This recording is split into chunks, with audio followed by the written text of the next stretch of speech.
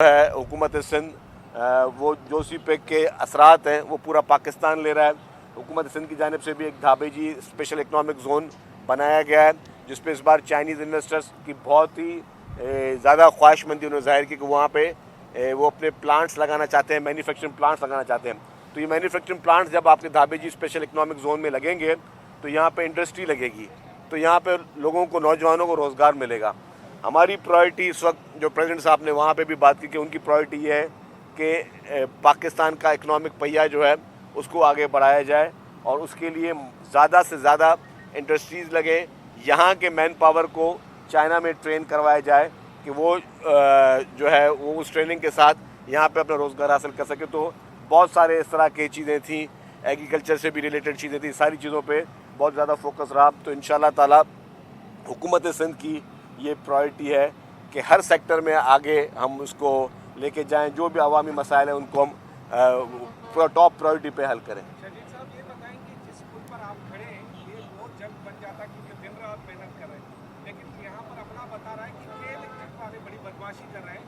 132 की कोई केबी लाइन है उधर, वो भी नहीं हटा रहे, जिसकी वजह से आपका काम मुकम्मल नहीं हो रहा। सामने कोई पोल है वो भी नहीं हटा रहे और करोड़ों भी मांग रहे हैं और ट्रेड भी कर रहे हैं। देखिए जी, ये आपकी बात दुरुस्त है कि अनफॉर्चुनेटली क्योंकि यहाँ पे जो बड़े बड़े स्कीम्स हैं उसमें बहुत सारे इस तरह के इशूज़ आते हैं। पहले रेड लाइन पे भी ये इशूज़ थे कि जो यूटिलिटीज़ का ट्रांसफ़र का एक बहुत ही इंपॉर्टेंट इशू था, उसकी वजह से भी काफ़ी प्रॉब्लम थे। फिर बाकी जो भी यूटिलिटीज़ PTCL की हैं या बाकी, यहाँ पे भी पहले सुई गैस का एक इशू था, उन्होंने लाइनें ट्रांसफ़र करने के लिए करोड़ रुपए मांगे, वो उनको डेफिनेटली गवर्नमेंट प्रोजेक्ट का हिस्सा था उसमें दिए गए। अब वो के इलेक्ट्रिक के इशूज़ हैं, के इलेक्ट्रिक भी उनकी चीज़ें उन्होंने चेंज करनी है, वो भी उनको करोड़ों रुपए के बिल बना के बैठे हुए हैं। तो डेफिनेटली ये चैलेंजेस हैं, वरना आपकी बात सही है कि हमारा ये टारगेट इससे पहले बहुत पहले था कि इस ब्रिज को हम कंप्लीट करें, लेकिन चलें चैलेंजेस हैं, लेकिन वो भी एक इदारे हैं, हमें उनसे भी डेफिनेटली हम बातचीत कर रहे हैं। मैंने सेक्रेटरी साहब को कहा है कि आज उस मसले को बैठ के हल करें किसी भी सूरत में, कि इलेक्ट्रिक का मसला आज 24 घंटों के अंदर जो है वो हल हो जाना चाहिए ताकि हम आगे।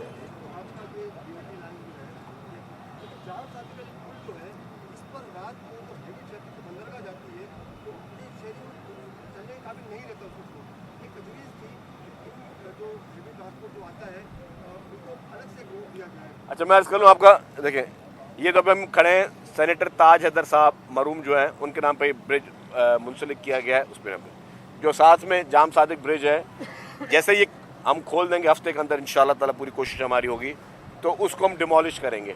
उस पर भी इस तरह स्टेट ऑफ द आर्ट बड़ा ब्रिज बनाया जाएगा। आप उस ब्रिज को देखें, उस ब्रिज को देखें कितना बड़ा फ़र्क है। इस ब्रिज में जो है पैदल चलने वाले के लिए अलग ट्रैक बनाया गया है, साइकिल पर चलाने वाले के लिए अलग ट्रैक बनाया गया है। तो यहाँ पे जो हम जदीद उस्तवार की बात करें, जदीद सहूलतों की बात कर रहे हैं कि सबसे ज़्यादा दुनिया में पैदल चलने वाले का जो राइट वो समझा जाता है, उसके लिए हमने अपने पूरे ट्रैक में जो है पैदल चलने वालों के लिए हमने सहूलतें दी हैं।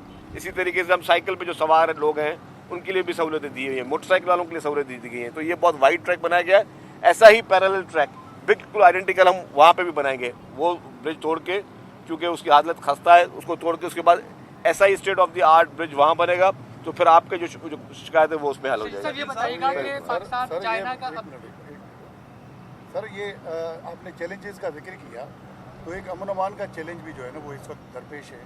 रात हमारे साथी इम्तियाज़ मीर को टारगेट किया गया और national highway, main national highway के ऐसे स्पॉट पे जहाँ पर ये नामुमकिन है कि कोई किसी को थप्पड़ मार के भी भाग जाए। देखिए बिल्कुल हुकूमत ने एक्शन लिया है और FIR भी कटेगी और जो भी कल्प्रिट होंगे उनको गिरफ्तार करेंगे।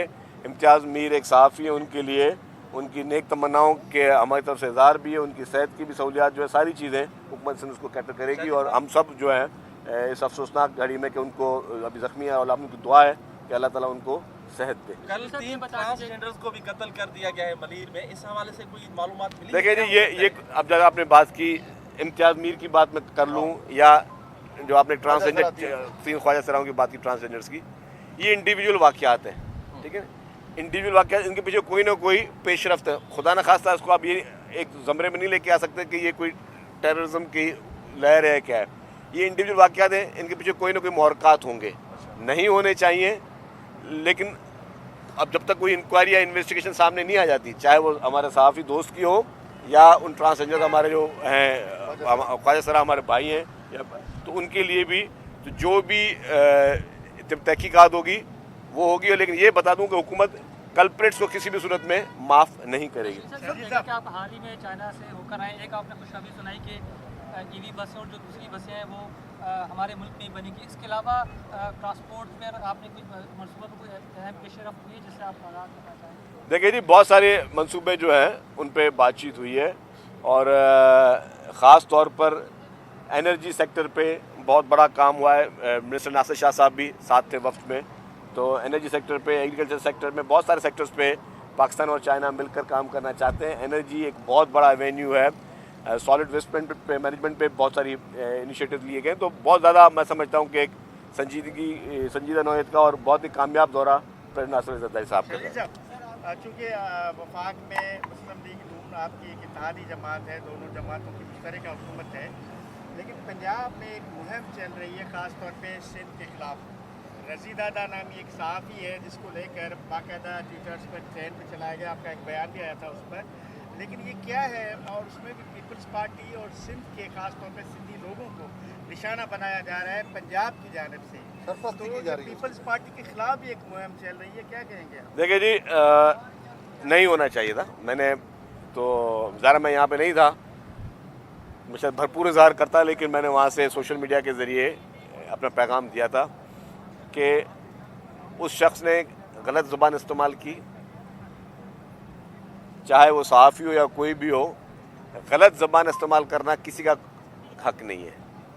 آپ کو کسی سے کوئی اعتراض ہو سکتے ہیں, آپ اس کی پالیسیوں پہ اعتراض کر سکتے ہیں, لیکن آپ پوری کمیونٹی کو اس طرح اس کی تذلیل کریں.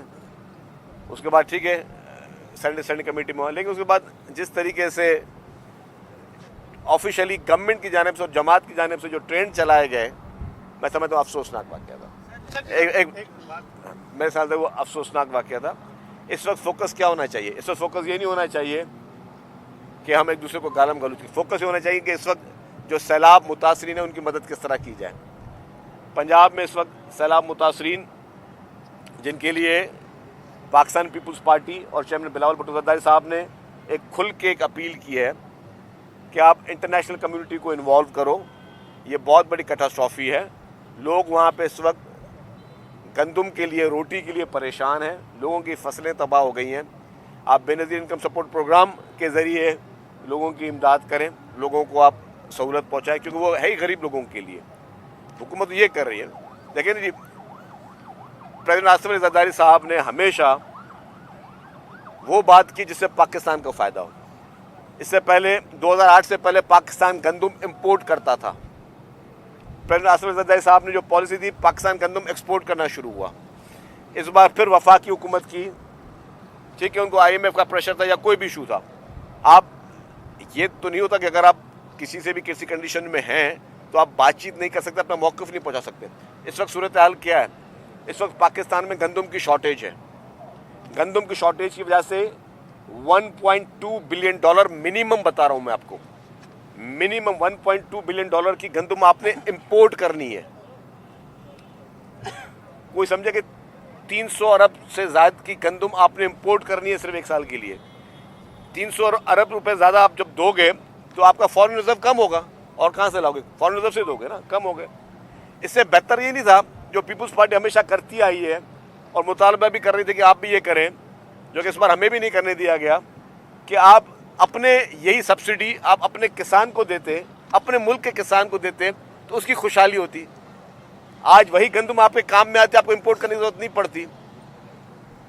آپ نے, میں وہی کہوں گا کہ گندم میں, چینی میں کیئر ٹیکر سے بھی پہلے یہ ساری حرکت چلی تھی. ان کو ابھی تک سمجھ نہیں آ رہا, ہم اتحادی نہیں ہیں, ہم ان کو سپورٹ کرتے ہیں اس لیے کہ ہم چاہتے ہیں کہ ڈیموکریسی کا راستہ چلتا رہے.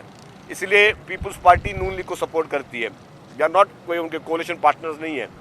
لیکن اگر ہم نے ان کو جب عقل مندی کی بات کی تو ان کو کام ہے کہ وہ عقل مندی کی بات کا عقل مندی جواب دیں. اگر کوئی یہ سمجھتا کہ میں عقل کل ہوں اور مجھے کسی کا مشورہ بھی نہیں سننا, اگر چیئرمین بلاول بھٹو زرداری صاحب نے کہا کہ انٹرنیشنل کمیونٹی کو انوالو کرو کیونکہ کلائمیٹ چینج کی جو آپ خمیزیں بھگت رہے ہیں وہ آپ کے قصور نہیں ہے, वो बाकी ममालिक के कसूर की वजह से आप भी उस क्लाइमेट चेंज के उस ज़मरे में आ रहे हैं। तो जब प्रेसिडेंट साहब ने आपको कहा था कि भाई गंदम में आप सपोर्ट प्राइस दो किसान को, किसान ने गंदम लगाई नहीं, कम लगाई। पंजाब के पास उस वक्त गंदम की बहुत बुरी हाशर है। सिंध के बाद अभी भी जो है 12 लाख टन गंदम पड़ी हुई है। तो अब आप मुझे बताएं कि 300 साढ़े 300 अरब रुपए की, मैं मिनिमम प्राइस बताइए आपको, आप गंदम इंपोर्ट करोगे तो आप किसको नुकसान दोगे? क्या पाकिस्तान के ज़राए मुबादला को नुकसान नहीं होगा? तो अब आप जिस दूसरे यूक्रेन के या किसी भी मुल्क से मंगाओगे, उसके किसान को 9,000 रुपये टन में आप गंदम मंगाने के लिए तैयार हो, अपने मुल्क में 4,000 रुपये में आप लोग लेने के तैयार नहीं हो। तो ये कौन सी साइंस है, ये कौन सी अक्लमंदी है? तो ये नहीं कि आप इक़्तिदार की कुर्सियों पर बैठ के समझे कि आप अकले कुल हैं। अकले कुल बनने के लिए आपने वो प्रैक्टिकली सोच रखनी चाहिए। ये मुल्क एक ज़राई मुल्क है, इसमें आपने किसानों को उसको सपोर्ट करनी है। आप अपने अगर अपनी ज़राअत को तबाह करके दूसरे की ज़राअत को आप इंपोर्ट कर रहे हो चीज़ें, ये कौन सी अक्लमंदी है? तो ये मैं समझता हूँ कि हमारे यही बुनियादी चीज़ें जो हम हमेशा वफाकी हुकूमत को समझाते हुए आए कि खुदारा बराए मेहरबानी आप अकल के नाखून लें, ऐसी पॉलिसी ना करिए। नहीं कि जी कि आपकी हुकूमत है, आपकी मर्ज़ी, आपकी हुकूमत है, ज़रूर है, तो आपकी हुकूमत में आपने फैसले वो करने जिसमें अवाम की बेहतरी हो, जिसमें अवाम की मर्ज़ी हो। कि अपना किसान जो है वो इस वक्त वो बेचारा परेशानी हाल में, अब आप दूसरे मुल्कों के किसानों से महंगी गंदम खरीदोगे। ये कौन सा अक्लमंदी की बात है? ये मुझे वफाक का कोई भी नुमाइंदा आके बता दे।